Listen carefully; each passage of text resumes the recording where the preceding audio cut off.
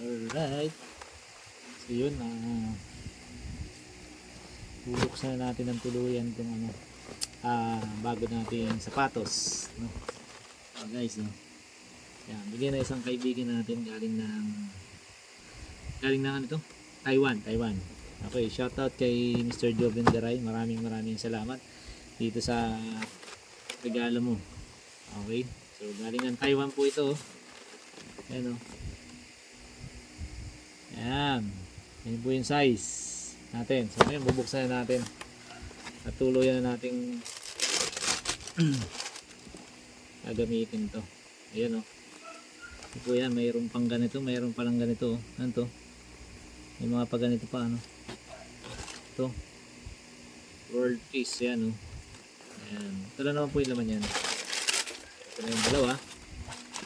Ito yung na-post ko na rin na nakaraan to, pero so gagawin ko siya ng video ngayon kasi first time ko magkaroon ng ganitong sapatos na ayan, yan, Jordan ba yan? J1 daw kung tawagin. Ayan, ayos. Dito kabila. Ganda, masuot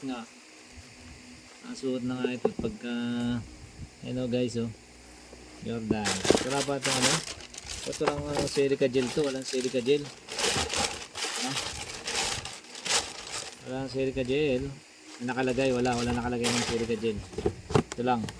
Ayan, guys, thank you Mr. Joven Garay sa pasalubong mo from Taiwan. Alright, tumatawa si Madam doon, si Madam Bertud, okay, so ayusin na natin yung sintas ngayon. Siyempre tatanggalin na natin tong tanggal to, putulin na lang to. Ano ba to?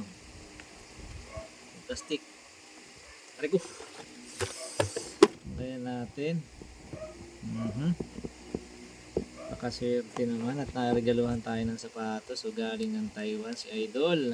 Shoutout sa iyo, Idol. Maraming thank you. Anong kulay ito? Royal blue ba ito? Royal blue. Iayos na natin. Iayos ko na kasi gagamitin na natin to. Ready natin para may magamit na tayo ngayon. Ayan.